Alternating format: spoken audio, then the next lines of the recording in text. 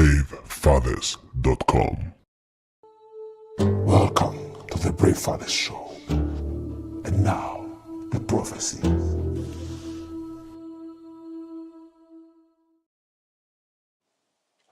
Was Michael Jackson's father a monster?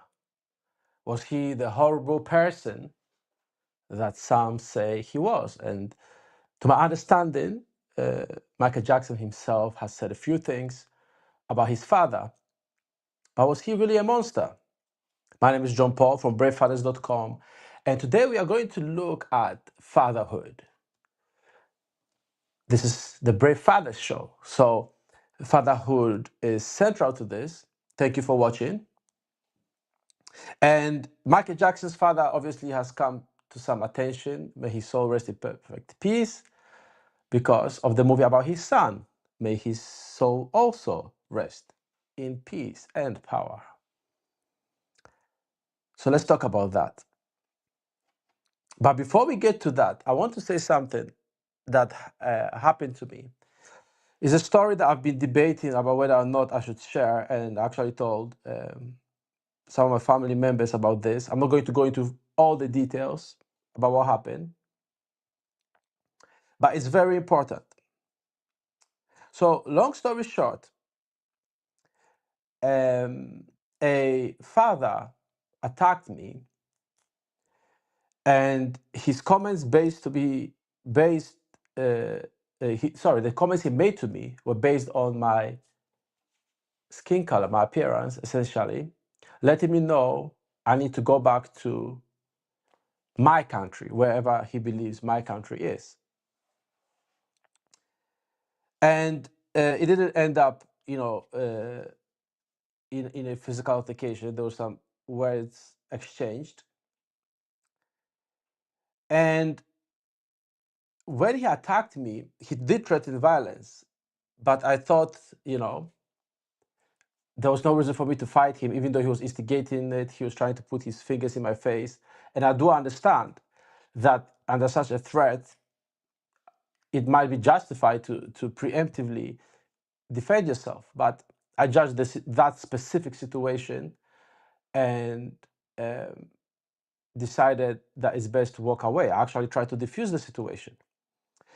But what's interesting is that this man did this in front of his child, who was about 3 or 4 years old. 5 max, but I think he was about 4 years old. And you could see the son's face light up with pride when he saw his father telling me that he's going to essentially beat me up right there. And he had no good reason to start the altercation. You could tell he's been going to the gym a bit, so I'm assuming he thought, well, let's try out some of my newfound body and find somebody to fight with. I was very surprised because, I'm not the smallest guy in the place, but it was interesting because there's other people who were all white. And he actually apologized to them for the commotion, but I thought it was right to do this with me. And I think in his mind, wherever he was from, because I've never seen him in the area, he thought everybody would think like him because, hey, we're all white here. And now listen, I have no, just to be clear, allegiance to any movement because, but other than Brave Fathers, so I'm not making this about race or anything of that sort, which is one of the reasons why I didn't want to talk about it. It's just what he said, right? And how he seemed to be thinking. That's why I'm bringing it up. Whatever he said is his problem. It's not my problem. Those are his thoughts, his ideas. And unfortunately, he's showing those things to his son, which is the main reason why I'm telling this story. So I said to someone recently that this male essentially guaranteed a jail sentence for his son. He has guaranteed that his son will be arrested and will go to jail. Why? Because the father was trying to start a fight. The little child, not understanding what it means, was pleased by that because maybe he's seen his father raise some heavy stuff and thinks, oh, his father is strong, right? So in his judgment, he thought it was a good idea to threaten a fight. But I think he really misjudged the situation. I tried to make peace with him. I said, listen, we're all stressed. Perhaps you didn't mean what you said. And your child is watching, right? Because I'm very mindful of the Brave Fathers movement. We are the key to the future. These children need us. So I said to myself, you know what? Not for the sake of the man, but for the child, for the child who does not know what's going on. Let me see if I can diffuse this. I said, listen, I'm ready to shake hands. Let's forget it. Let's say you were stressed out and you just said what you said, because your son is watching you. And he refused. He was like, no, get off me. So forth, right? So because I came closer to him, I said, look, let's just shake hands. He was like, no. Right. So he decided to leave it at that, at an adversarial level. So the child sees this and the child is impressed by this.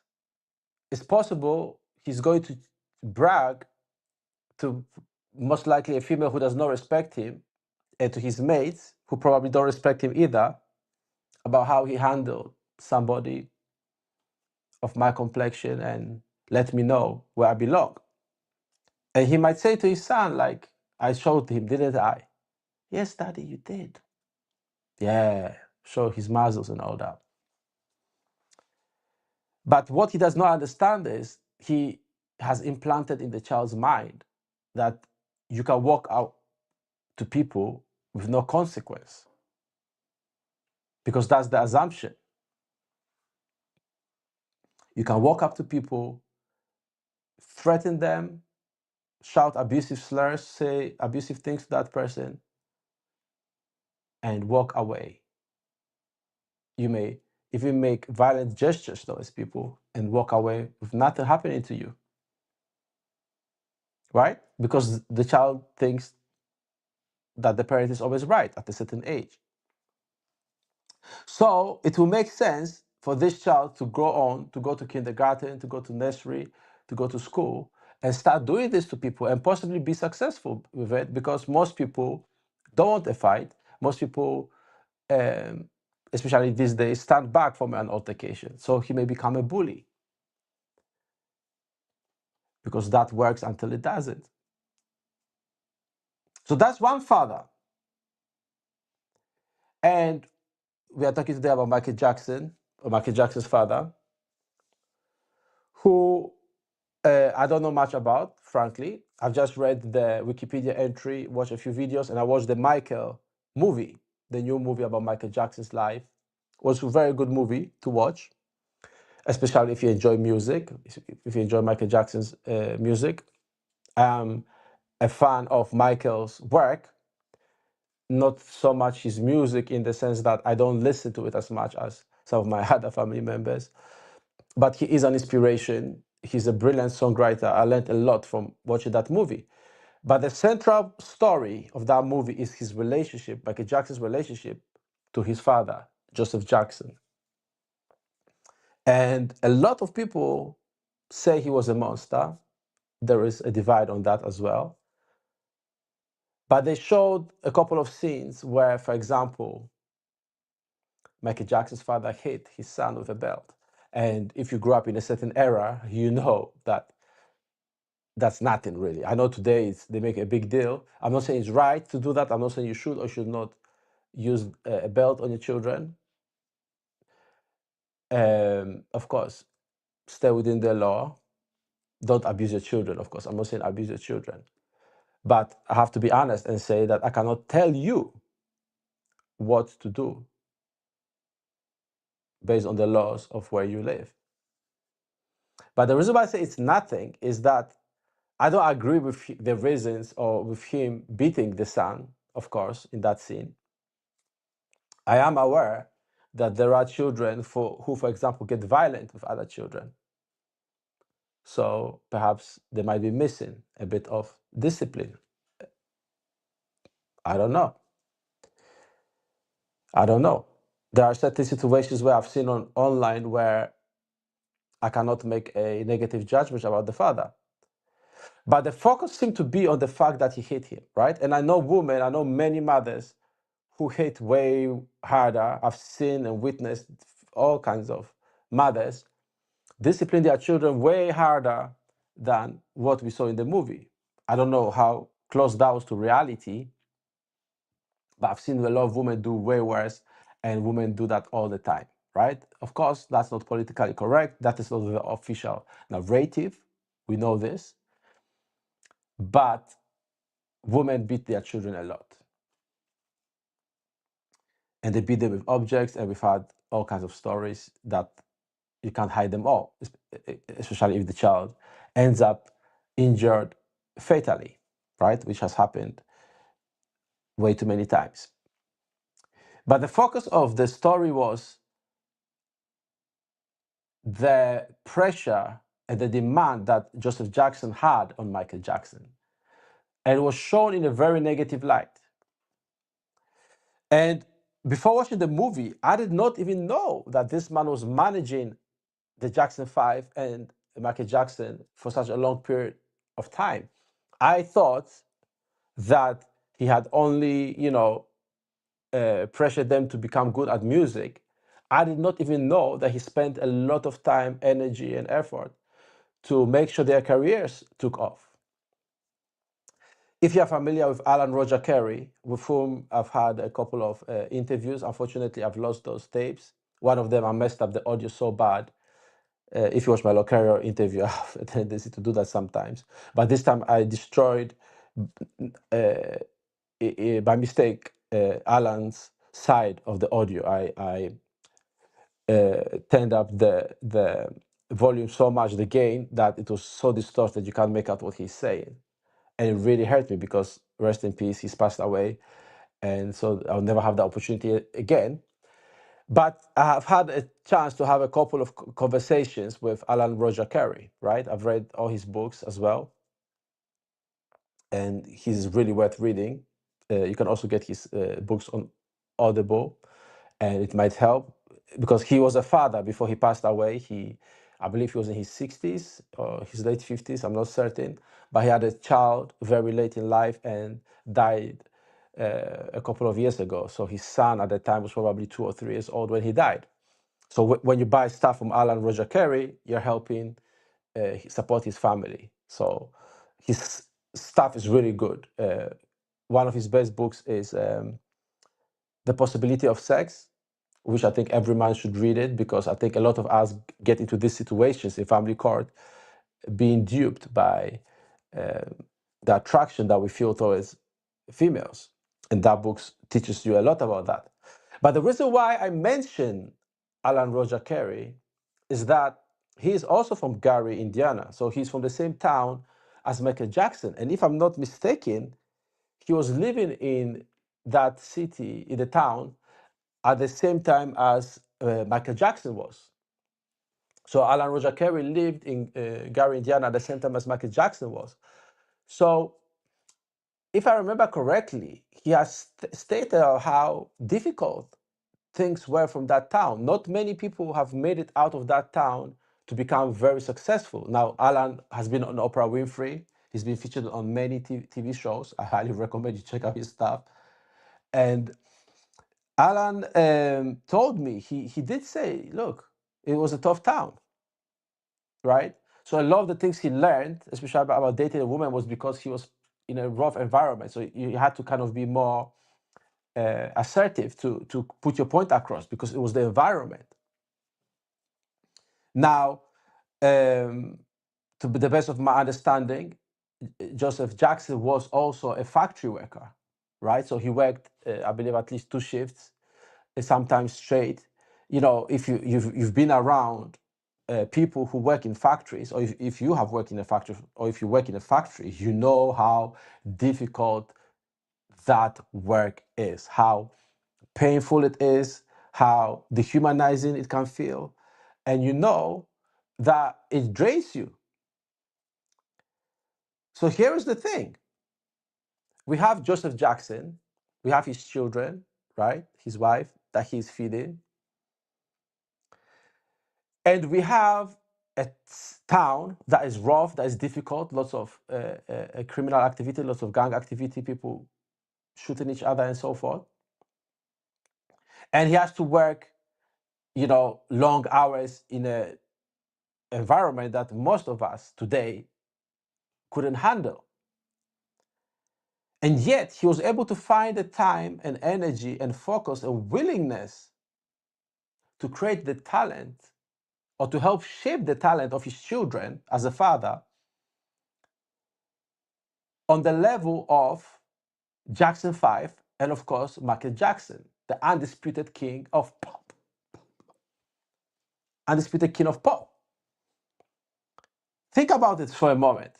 You go to a factory, right? Carrying heavy stuff, moving things, cutting things, putting things in places, monotonous, repetitive. Probably somebody not being respectful to you. It's hot, you're tired, and you're still broke, right? Like you have some money, you can eat, but you're basically living to work. Every minute of your life ends up being, let me just set up my hourglass so you can watch the time go by. So every moment of your being is spent working to feed what? How many children? Like you have the Jackson 5, you have, I believe, Latoya Jackson, Janet Jackson. I don't know how many children there were at the time, at least 6, 7, 8, 9, 10. I know he had about 11 kids. I don't know how many there were at the time. So I was feeding so many mouths, right? So that's what Joseph Jackson was doing. And you still found time to teach these children music and have so much energy left in you to bring them to the world-class level where they dominated the charts for many, many years. And Michael Jackson is reigning till today, even though he is no longer with us on the planet, his physical presence. And so I was very disappointed as a father that the movie did not emphasize any of that fact. I think there has to be a series on that. Let me write that down. A series. Because this also shows how we are being portrayed as fathers in the society. And I'll come to that in a moment, because this is very important. So this father is working, right? We're all working to feed our children.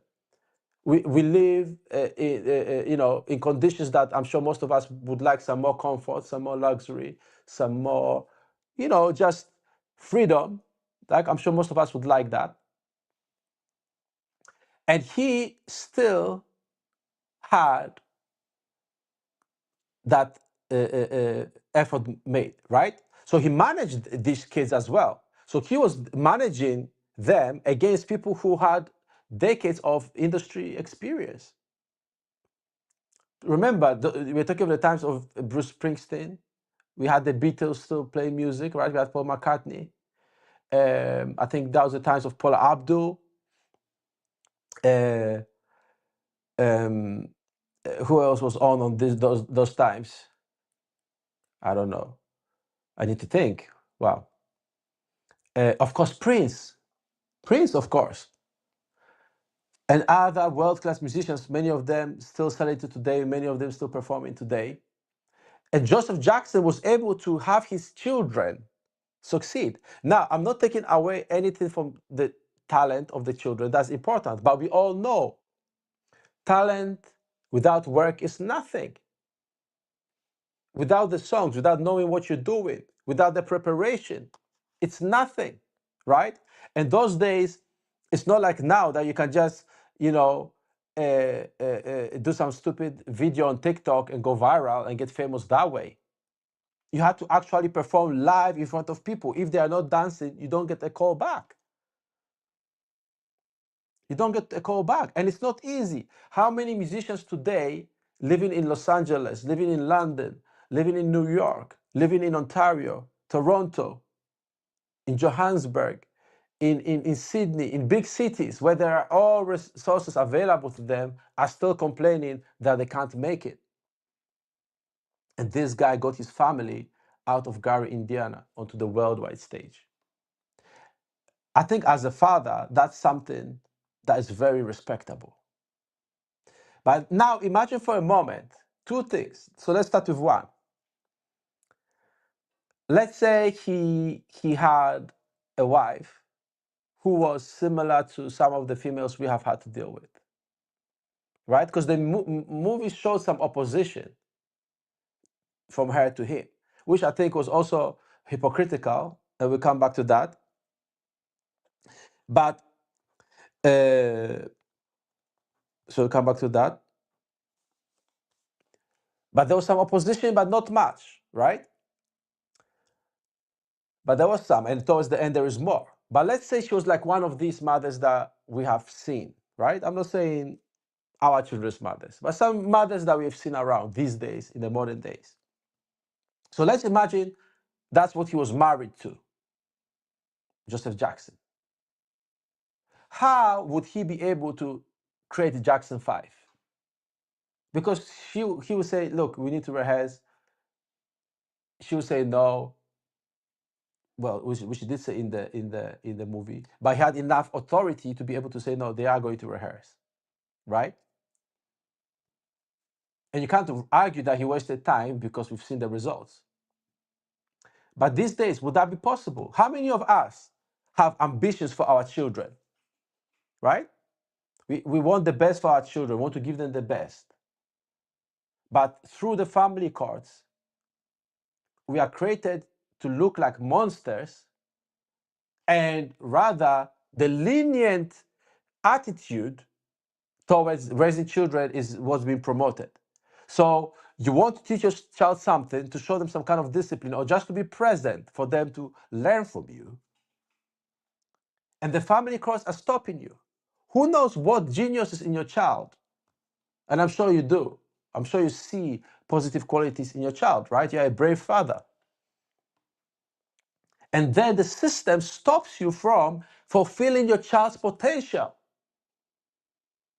So imagine Joseph Jackson living in that environment where the mother stops him from helping his children bring out their potential. And I'm not condoning, if he did any abuse or if he did something wrong, I'm not condoning that. But what I'm saying is we can also look at the positive things he did, because so much of the world has benefited from him. No matter what you say, Michael Jackson wouldn't be where he is without his father. I've heard somebody say, oh, he was a genius, so he would. No. Because he was practicing from an early age. So at some point, if you don't practice, you will not get the results, or not at that level. And I'm not taking away anything from Michael's talent and hard work. But he did learn that work ethic from his father. Let's be honest. Let's just be honest. Some of us wish we had a little bit more discipline in the direction that would allow us to, reach some of our potential, right? That we had a bit more push towards achieving certain things, because at some point you realize that, wait a minute, if I had done this or that, the other, my life would have turned out differently. Like, I'm not saying we should be regretting or not be grateful for where we are, but I'm just saying, like, let's be real, right? I'm sure we wouldn't complain if we had the kind of wealth that Michael Jackson had, the kind of wealth that his father, Joseph Jackson, worked together to create. To manage a group, an artist, a single artist is difficult.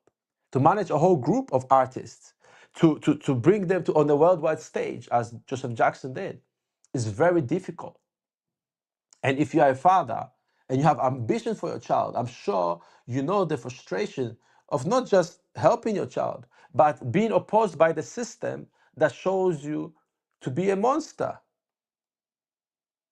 That shows you to be a monster. And I'm seeing that that is actually a problem. So now let's imagine a second situation where Joseph Jackson was alive today. Let's say Michael Jackson, Jackson's 5 were alive today. I don't think they would get off the ground. I think, like so many children, the Jacksons would have missed out on a father. When I watched that movie, I realized that the system is destroying childhood. People are complaining about, oh, gas prices, this, things like, but we don't have production. And for the past 2 or 3 decades, we've really, the only thing I see that is getting produced more is things like pizza, burgers, and sugary things worldwide. Yes, we have some technology, but it's all sugary, like watching TikToks, right? When we dive deeper into topics like we're doing now, a lot of people don't want to have these conversations. People don't want to admit that fathers are not allowed to raise their children to bring the highest potential. I think most of the problems we have today is because of lack of fatherhood. So the same way they were portraying Joseph Jackson as a monster is the same way today fathers are portrayed as monsters in family courts. Fathers want the best for their children, and yes, sometimes you will have to raise your voice. Like, let's just be honest. Hey, that's even the soft version, right? But it's no more allowed. It's called abuse now. But sometimes you have to get people's attention. You do have to get a child's attention. And I know by saying these things, I'm opening myself to all kinds of danger just by saying this. But I'm thinking, like, when are we going to start talking about the truth? Sometimes you have to tell your child that, listen, you're not going to play, you're going to do your homework, or you're crying. Okay, let's wait a minute for you to finish crying, but you will do your homework today. Right? And ideally, you don't even want to get to that stage. And they'll say, oh, you're wrong, right? They make school so dumb so that it doesn't show how the children are failing. But we know the children are failing. Not because they are not smart, not because they can't do it, but because the system does not allow fathers to step in and discipline these children. So Joseph Jackson, in today's age, they will have said, no, you're working the kids too hard, it doesn't matter. And those children, the Jacksons, would not have had a chance to perform to the world, and the world would not have enjoyed the music that they brought to the world. It was today. And the reason why I said it was a bit hypocritical of the mother in the movie is that everybody was spending the money when it came, right? And that was the movie, so I'm not saying in real life that's what she did. But in the movie, it was very hypocritical, to be acting the way she did towards the father. And I'm not saying he was right in everything he did. He was wrong in many things he did, or the way he did them, right? My argument is no man is perfect. I grew up, when I was growing up, some of the neighborhoods we lived in, because we moved quite a few times, were not good. So when I saw the scene where Michael Jackson couldn't play outside, I could relate. And when I was a kid, I didn't understand. But now when I hear, oh, some of these kids are in jail, right? Which is similar to what Joseph Jackson has said about the kids in the neighborhood. Some died, some, in all kinds of trouble. Many addicted to all kinds of substances. And I remember seeing kids getting high as a child. I didn't know back then, like, how bad that is for a child to be getting high. Horrible. Even, I don't, it's not a show about drugs, so I don't want to go too deep into that. But so I didn't understand why we're not allowed to play with those kids or to go to certain, parts of the neighborhood. Why we had strict hours. And so, as much as I will also not agree with everything my parents did or everything my father did, I do understand now why they said don't play with those kids. So I can understand why Michael Jackson's father would say, don't go out to play. Play with your brothers. Play some instruments. And listen, if you've ever been hungry, not when I say hungry, you should know what I mean. Like hungry, not, oh, I want to eat something because I've not had lunch yet. Like you've forgotten what lunch is. If you've ever felt that, if you've ever been, around those environments, everybody has had a different background, but many of us lived in an era where there was hard times and our parents stuck together. It's not like today. Some got divorced, but you know what I mean. It was a different time. You understand that sometimes you're like, listen, I'm getting out of this neighborhood. I'm getting out of this situation. I'm doing everything I can so my children don't live in this pain that I'm living in. And it hurts. Every parent can tell. Like every parent knows there's sometimes a thing where a child is like, oh, daddy, can I have that? And you have to say no. And you can't tell the child is because you can't afford it, right? So it's not necessarily like a thing that the average person can afford, but you still feel it. Maybe if you were Michael Jackson's kid, maybe it was different for you because he had loads and loads and loads of money. I'm not talking about that. I remember Steve Harvey talking about when his kid went to Michael Jackson's house and asked for, what was it, what was roller coaster ride in the backyard, right? Most of us cannot get a roller coaster ride. So even at the level of Steve Harvey, he still had to, tell his kid, no, we can't have that. And it's not easy for a father to say to the child, listen, we don't have enough money to buy a roller coaster. If your child says, I want a Lamborghini, or if if they say, I want a Bugatti, and they say, can we get one, Dad? What do you say? Right? So that's maybe an extreme thing, but to a child's mind, a Lamborghini or a car that costs $1 million is like, yeah, but they don't have a concept of that. But to be more realistic, there may be a toy that is, let's say, $1,000, right? Like a really cool toy that they saw in a store display, in the toy store, on TV or on YouTube. And at the time, you don't have that $1,000. Or it may be $100 toy, and at that time, you cannot spend the extra $100 on that toy. We've all experienced something similar, right? So now imagine Joseph Jackson in a town where everybody's so broke, they will rob their next door neighbor for lunch. Not the whole town, but you get the idea. That there's people who would do that.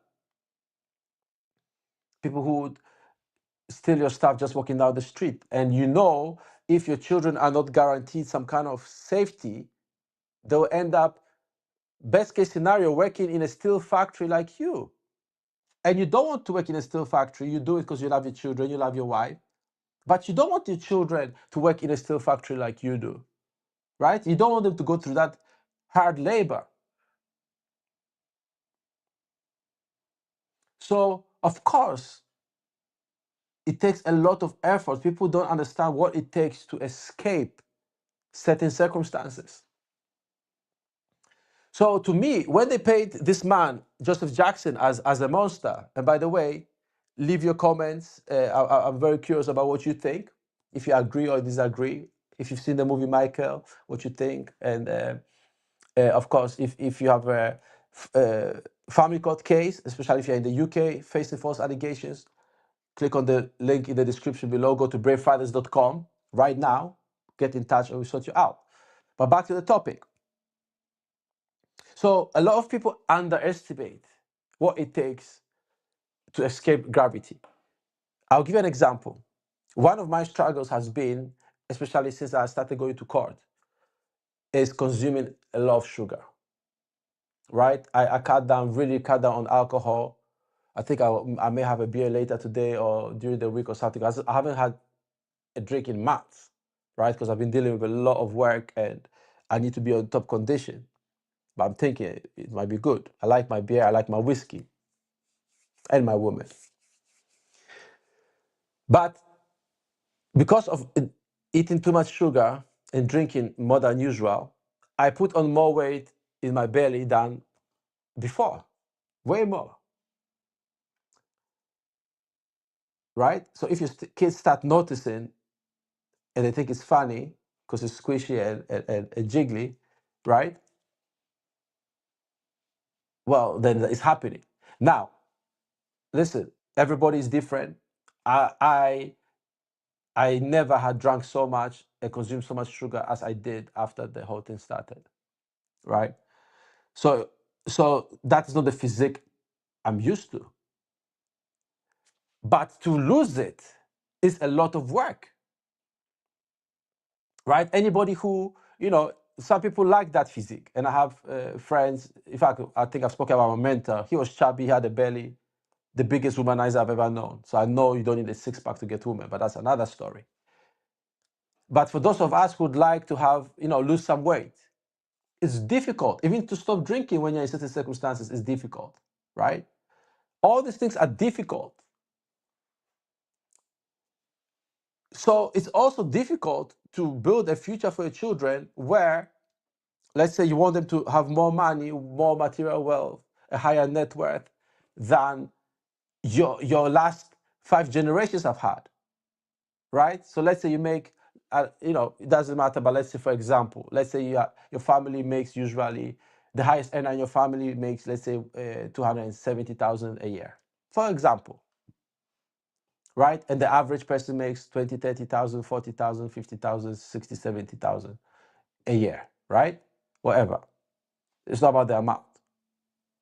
But you realize that even though you're not going hungry, you're always struggling to have the actual life you really want because you're working more hours, spending more time on your work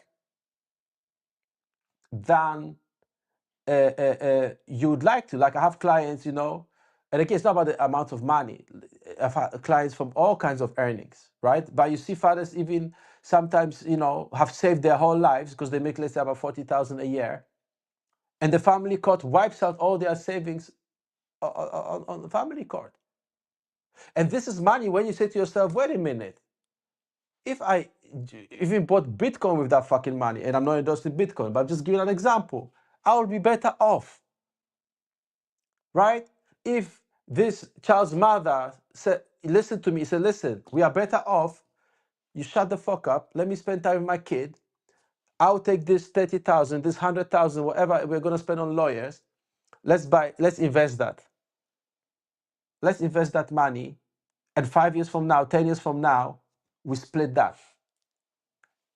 Rationally, that would be better, right?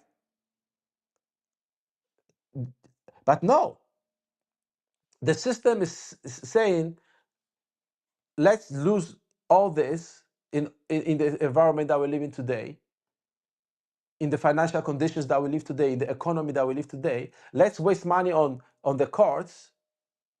Let's give a share to this female who's just gonna spend it on things other than the child, because that's what usually happens in reality. And not allow this father to take care of his child. So there's no way to create the kind of stuff that we are aware of now that we might not be aware of before, that our parents didn't know. Because remember, our parents did not have the internet. So many people didn't know that you could actually start a business and make more money the way we do now.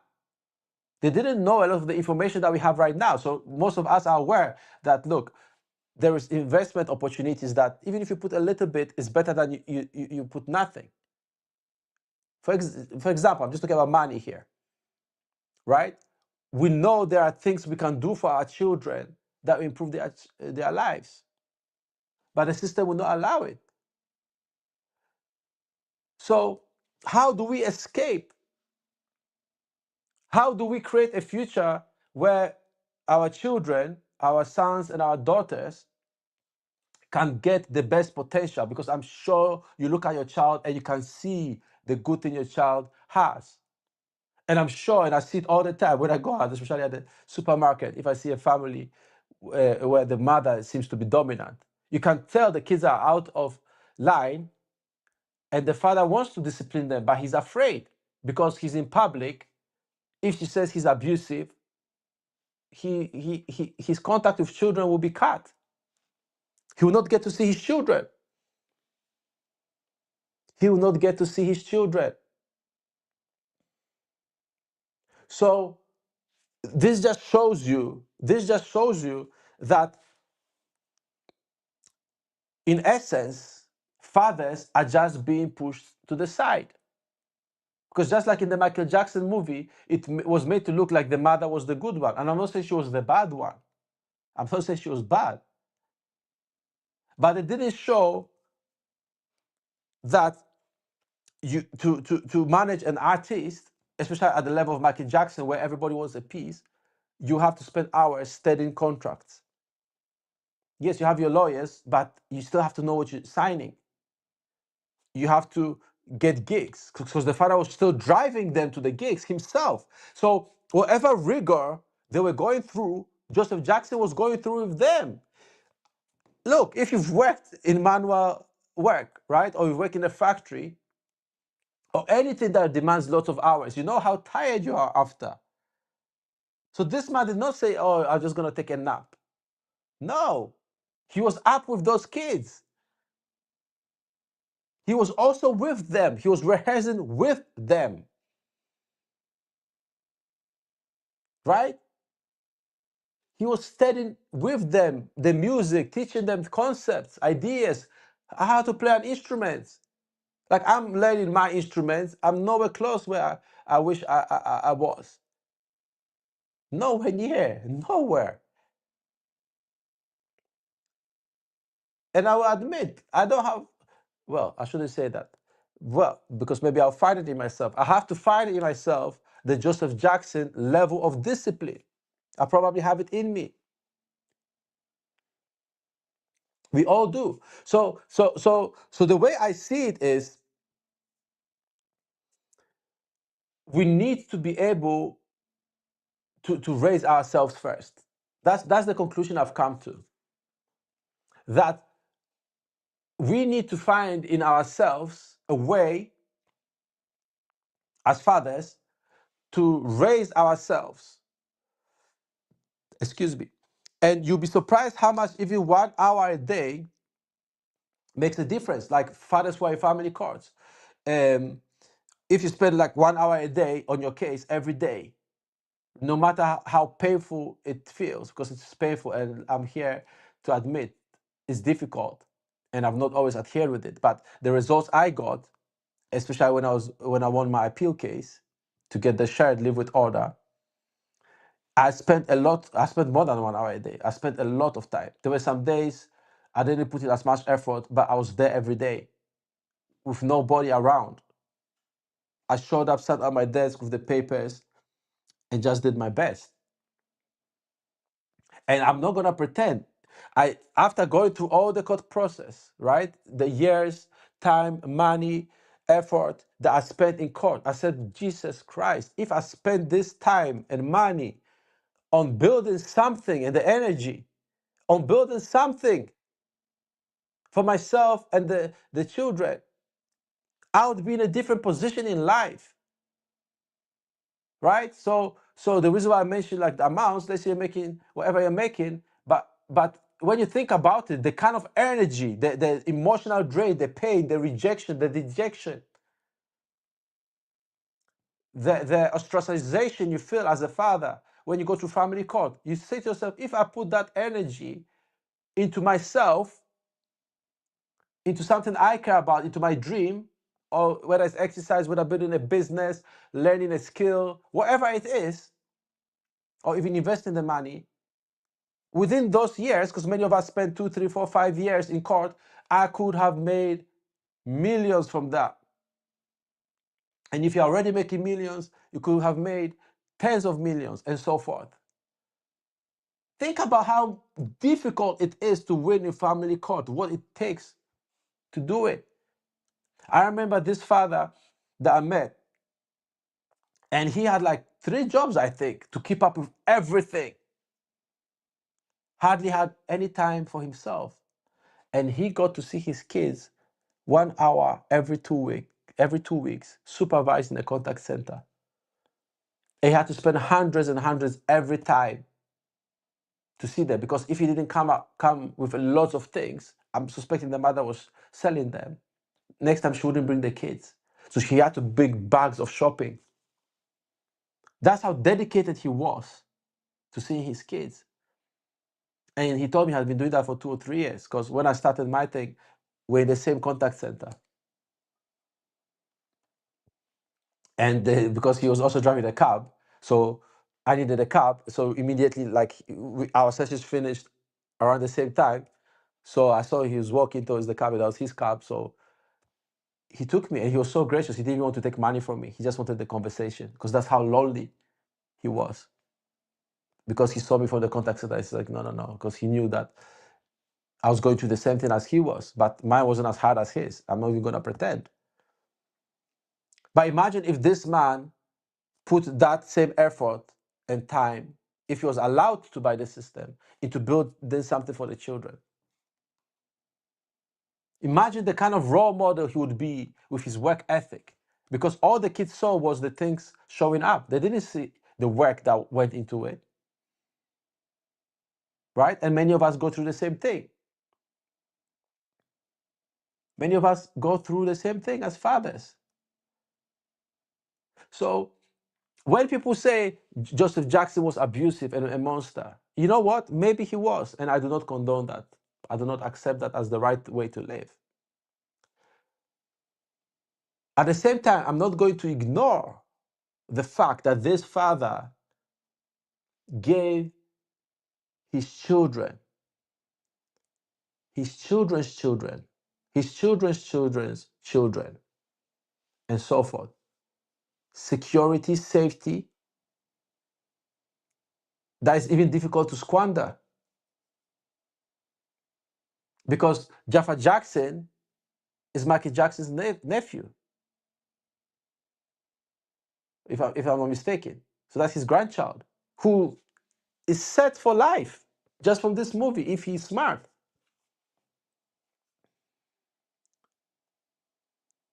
I wouldn't be surprised if there's a sequel in the works, right?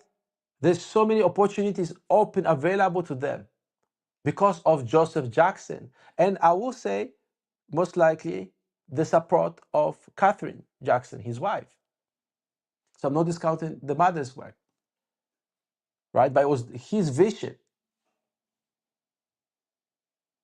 It was his vision. So the mother, in essence, was the helper, as is right. And I know you have a vision. You have a vision. You also do. And I do. And it's very painful when this system stands in our way. And the painful thing is, you start earning more, they're always ready to grab, right? It's so insane to me. Like, when I think about this, it's like almost as if they don't want the world to be a better place. As if they want people to struggle. But again, I'm saying, little by little, we have to start raising ourselves. We have to stop accepting all the negative labels. You have to stop being afraid of being fathers. Right? I understand there are laws, I understand there are bounds, and there's a modern society. But we have to start pushing in a different direction. We must. Otherwise, our children don't have a stand. They don't have a chance.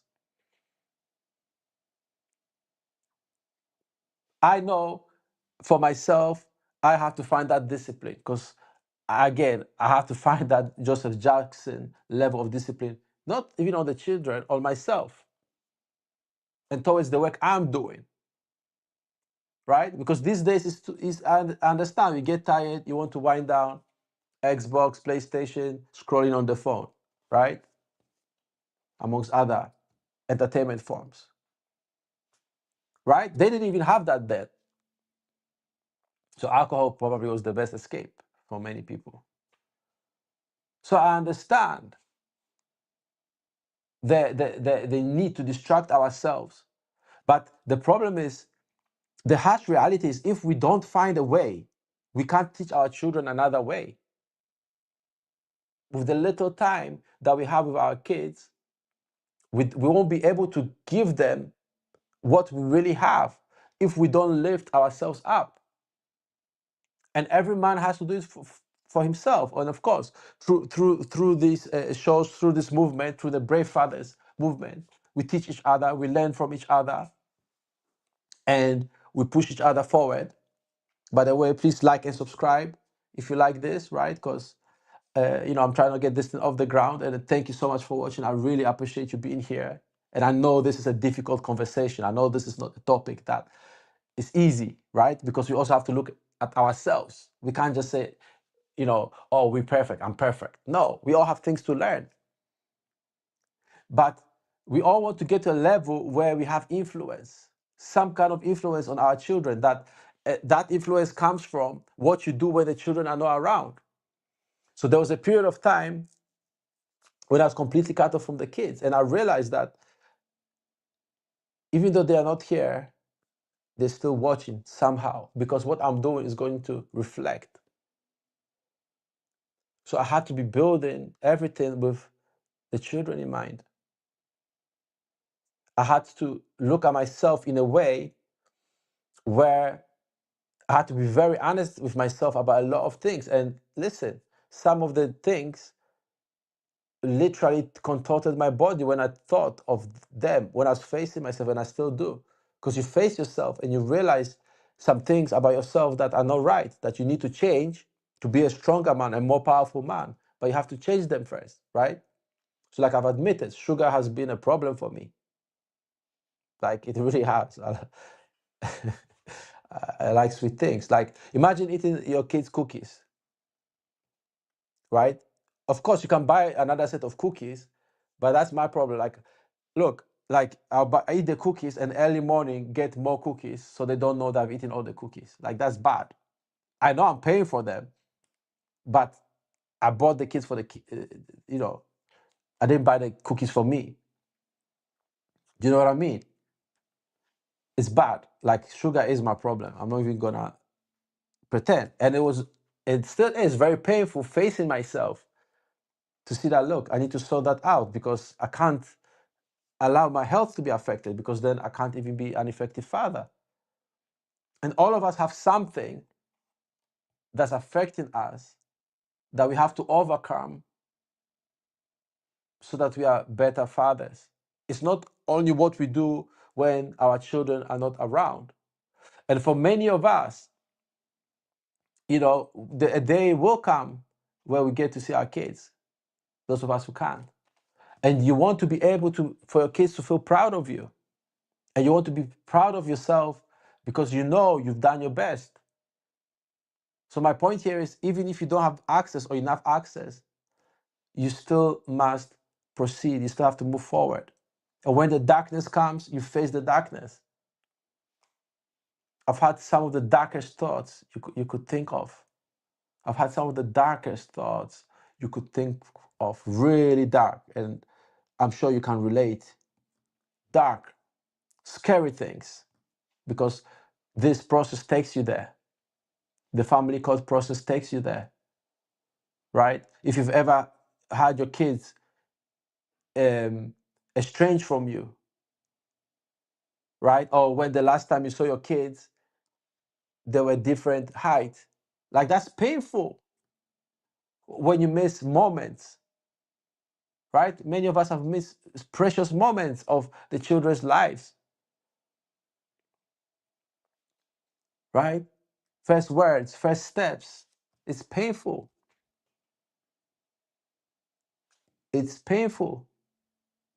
I was reading an update on the family laws, and now they are going to put more pressure on not separating siblings, for kids to spend more siblings. I'm not certain if they're only relating that to adoptions or care placements, where the children are placed in care. But if they are bringing that also to regular proceedings, when a mother has children with another man, they seem to be, if I hope it's not going there, but if it's going there, that means they'll be more concerned with the children spending time with their siblings than with their father.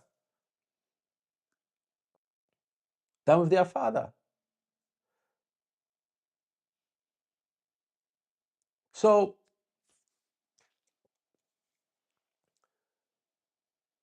what you need to understand is the whole system at the same time is still an illusion, right? a very difficult illusion to see through, but it is still an illusion. I know you work hard and I know you are doing your best. We are all here doing our best, right? We could all be doing something else, but we are here talking about this important topic. So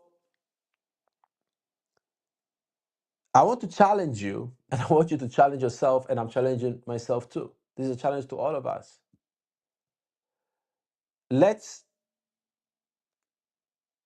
turn it up one notch, just one notch, right? Let's look at our lives, what we want. And despite all the negative influences, all the bad things try to stop us from being the men and the fathers that we truly are, let's just step it up a bit still, right? Let's remove the explanations a little bit. Wherever there's an excuse, let's cut that down a little bit. And let's find a way to progress. And the progress may take time to see, right? It may take 1 year, 2 years, 10 years. Like I have projects that may take me, perhaps the whole of my lifetime. But let's do that. Let's be not the fathers that the society says, oh, you're a great father, you're paying child support, you have a good job, you wear nice clothes, you have a nice car, you have a nice house, paid the mortgage, blah, blah, blah, blah. Yeah, you're doing your job. No. No, no, no, no, no, no, no, no, no. Let's find some pride and say, no, no, no, no. I'm going to be above average, even if it's just one notch in whatever it is I'm doing. If I'm running a business, I'll improve that business. If I'm working in a factory, I'll be faster in that factory. If I'm sweeping floors, they'll shine just that much more. Whatever it is that we're doing, as brave fathers, let us step it up a little bit. Let's not allow the system to bring us down. Because you could argue that Joseph Jackson's circumstances were harder than what most of us are facing, right? Granted, he had a woman who was not taking him to family court, as far as we know. But he had 2 jobs, as far as I know. And even 1 job in a steel factory is a lot. It's a lot. Living in a dangerous environment, and definitely he wasn't raised in Beverly Hills. Right? And they did it. We don't have to be Michael Jacksons, or our children don't have to be kings of pop. We don't even have to get super rich or anything like that. No, that's not what I'm talking about here. I'm just saying, let's find a standard that is above average. Because I think that's where we find our power. I think that's where we can surprise our opponents in all areas of life, where they realize we are more difficult of an opponent than they thought. So we can start winning more. I'm thinking that's what we should do, right? So I'll have to figure out my sugar thing and figure out my exercise thing to burn off some of the stuff. So that's one of my challenges, right? Of course, I have to make this show a great one for you, so you enjoy it, so that you're here next week. I'll have another, within 24 hours, I'll have another live. So I hope to see you here. I hope you find me on X. So just search Brave Fathers. On YouTube, it's Brave Fathers as well. I'm starting up a little bit on TikTok, a little bit. So on TikTok, it's Brave Fathers Home. Brave Fathers Home. Yes, and I want you to be part of this. I want you to tell me your story. You can reach me through bravefathers.com. So you can click on the link below to join me. Please like the video. Please comment, share what you think. Subscribe for more. And really, thank you so much for being here. Thank you for choosing to be here. So we talk about Joseph Jackson, Michael Jackson's father. We talk about our children. We talk about being fathers. We talk about being men, getting more out of life. Thank you for doing this with me, because this is the beginning of something that the world has never seen, and none of us really knows what it is, but we all know we'll be here and we will do it. So I know that wherever you are, if you just put a bit more energy towards yourself, right? Focus a little bit more on you. Don't sacrifice everything for the children, for the mother, for the system. Because if you give everything, you have nothing, and that weakens you. And I know it sounds paradoxical because we think the more we give, the better. No, the more you give to yourself, by nature, you will give more to the people you care about. It's just natural, right? The stronger you become, the more you can protect. The richer you become, the more you can provide. The more you like yourself, the more your company will be enjoyable to the people who are around you. The happier you'll be. And the happier you are, the happier you can share your happiness. It's not just about giving to others like the system wants you to think. That's bullshit. That's a lie. And that's how men become weak. And that's how the system can take advantage of our families that we try so hard to protect. So, God willing, I'll be live again within the next 24 hours. I hope to see you again. So watch out the space, subscribe so you get notified. It really means a lot. Leave your comments. Whatever you think, you agree or disagree, let me know. So I'm gonna end this for today, for now. For now. This is John Paul from bravefathers.com. And remember, when in doubt, you are the truth. See you again soon. BraveFathers.com.